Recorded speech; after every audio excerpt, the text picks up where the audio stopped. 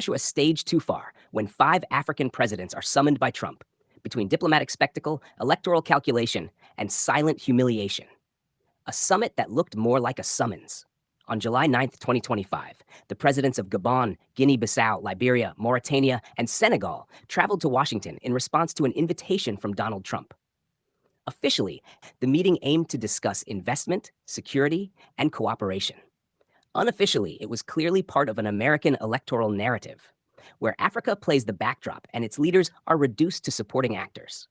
This mini summit, staged by a controversial former president and current candidate, exposes a condescending posture and a top down diplomacy that has no place in the 21st century. Asymmetric and unbalanced diplomacy.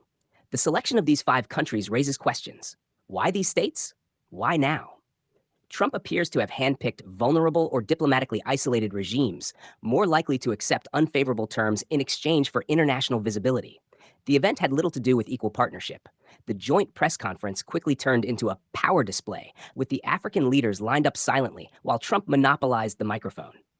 The image was chilling, evoking more of a colonial council than a meeting of sovereign equals. The real agenda: immigration, resources, and image building. Behind the vague rhetoric about trade and cooperation, multiple diplomatic sources confirmed that the White House was pressuring these countries to accept migration deals, including becoming safe third countries to receive deported migrants from the U.S.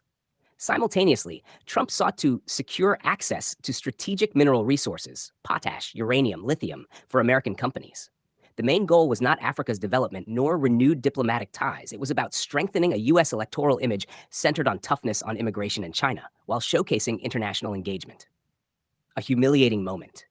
The beautiful English remark.